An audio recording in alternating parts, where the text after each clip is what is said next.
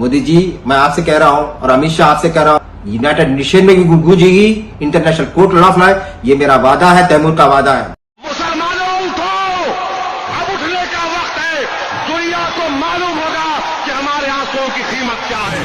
तो जी हाँ दोस्तों, इस वक्त वक्फ अमेंडमेंट बिल को लेकर इस वक्त की बहुत बड़ी खबर निकलकर सामने आ रही है। जी हाँ दोस्तों, वक्फ अमेंडमेंट बिल का मामला अब इंटरनेशनल कोर्ट में जाएगा। जी हाँ, आप सही सुन रहे हैं। अब हमारे भारत देश के अंदर ही ये मामला महफूज नहीं रहा है, बल्कि ये मामला अब इंटरनेशनल कोर्ट में भी जाएगा। जी हाँ, आपको बताता हुआ चलो कि प्रिंस तुसी, जो कि अपने आप को मुगलों का वारिस बताने वाले, उन्होंने आज एक बड़ा ऐलान कर दिया है कि हम वक्फ अमेंडमेंट बिल का मामला इंटरनेशनल कोर्ट में ले जाएंगे और खुली चेतावनी दी है मोदी अमित शाह जी को कि ये कानून जल्द से जल्द वापस लिया जाए, वरना अब बीजेपी सरकार की हम ईंट से ईंट बजा देंगे। इस तरह का उन्होंने ये स्टेटमेंट दिया है, जो कि उनका ये वीडियो इस वक्त सोशल मीडिया पर काफ़ी तेज़ी के साथ वायरल हो रहा है। दोस्तों, आखिर उन्होंने इस पूरे मामले को लेकर क्या कहा है और बीजेपी सरकार को किस तरह से चेतावनी दी है, आइए सबसे पहले आप उनका ये वीडियो क्लिप देखिए। लेकिन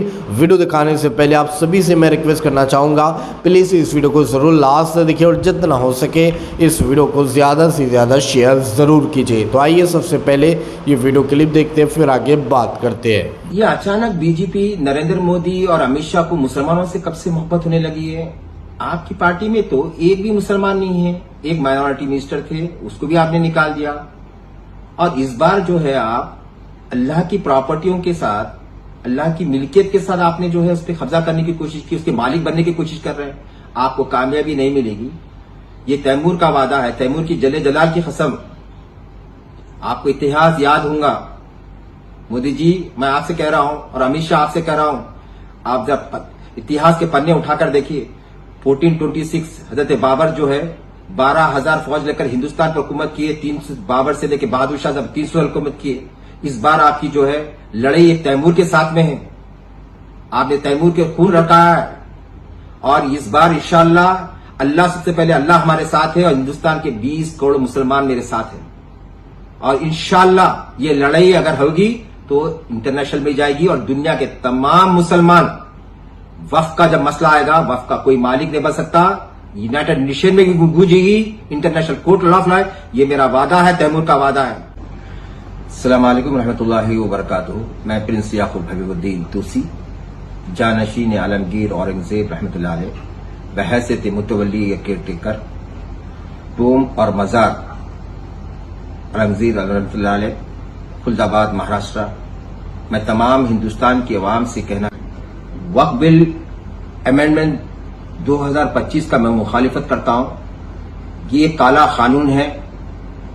इस बिल से तमाम मुसलमानों के हित पर हमला हुआ है और इस बिल से हिंदू और मुसलमानों के बीच एक नफरतें पैदा हो रही है। ये बिल कॉन्स्टिट्यूशन के खिलाफ में है। एक्ट हाउस में जो अमेंडमेंट किया है 3D और 3, ये जो है, इसमें यह कहा गया है कि अमेंडमेंट जो किया गया है उसमें यह बताया जा रहा है कि जो इतने वक्फ बोर्ड और ASI के मॉन्यूमेंट थे, ASI और वक्फ बोर्ड जो था, वो अब सिर्फ ASI की प्रॉपर्टी हो जाएगी, वक्फ बोर्ड को निकाल दिया जाएगा।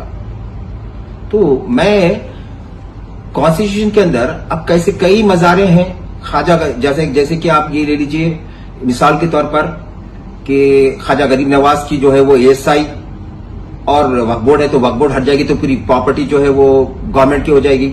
और इज़्ज़त की मजार है। हिंदुस्तान में ऐसे कई प्रॉपर्टीज, कई मस्जिदें, कई खानखाएं हैं। एग्जाम्पल तौर पर हैदराबाद की एक मस्जिद है, बहुत बड़ी मस्जिद है, जो मक्का मस्जिद, दिल्ली की जामा मस्जिद, बीबी का मकबरा, ऐसे कई चीजें हैं, कई खानखाएं हैं जिसमें जो है ऐसे वक्फ बोर्ड है। तो वक्फ बोर्ड मालिक कैसे बन जाती? शरीयत के मुताबिक, इस्लामिक लॉ के हिसाब से वक्फ का मतलब है अल्लाह की राह में दे दिए, ना उसका कोई मालिक बन सकता। अल्लाह डेडिकेटेड टू अल्लाह। तो ये मालिक कैसे बन सकते हैं? क्योंकि वक्फ अल्लाह की राह में दे दिया है, तो मालिक तो मुल्क का बादशाह रहने दीजिए या कोई हुकूमत है, मालिक नहीं बन सकता उसका। और जो है ये जो 3D है और 3 जो कानून निकाला गया है, इससे तो साफ साफ ये जाहिर हो रहा है कि आपके इरादे से नहीं दिख रहे हैं। आने वाले दिनों में संभल की मस्जिद भी जो है, वो जो मस्जिद है वो वक्फ बोर्ड और एएसआई है। आप अगर वक्फ बोर्ड को निकाल दी जाए तो सीधा सीधा आपका तो रास्ता सीधा हो गया। इसके अंदर औरंगजेब की मजार है और सर कई मॉन्यूमेंट्स है। अब ख्वाजा गरीब नवाज का पूरा जो है गल्ला जो है वो आप लोग लेंगे कि हुकूमत के इसका मालिक बन जाएगा। तो शरीयत के हिसाब से हम इसको चैलेंज करेंगे, हम सुप्रीम कोर्ट पे अपनी पिटीशन डालेंगे और इंशाअल्लाह ये जो है, अगर हमें कोई इसमें जो उम्मीद है 100% कि हम ये बिल हमेशा हमेशा के लिए कैंसिल होगा और इसकी जरूरत पड़ी तो international court of law justice जो है उसमें भी जी हाँ दोस्तों, आप लोगों ने प्रिंस तूसी, जिनका नाम तैमूर जी है, उन्होंने वक्फ अमेंडमेंट बिल को लेकर मोदी अमित शाह को खुली वार्निंग दी है, खुली चेतावनी दी है कि इस बिल को जल्द से जल्द वापस लिया जाए, क्योंकि ये काला कानून हम मुसलमानों के लिए सही नहीं है। हम किसी भी कीमत पर इस कानून को एक्सेप्ट नहीं करेंगे, इस कानून को बर्दाश्त नहीं किया जाएगा और अगर आपने इस बिल को वापस नहीं लिया तो ये मामला अब इंटरनेशनल कोर्ट में जाएगा। इस का उन्होंने ये स्टेटमेंट दिया है और खुली वार्निंग अमित शाह मोदी को दिया है। दोस्तों, इस पूरी वीडियो देखने के बाद अब आप क्या कहना चाहोगे तो कमेंट में अपनी राय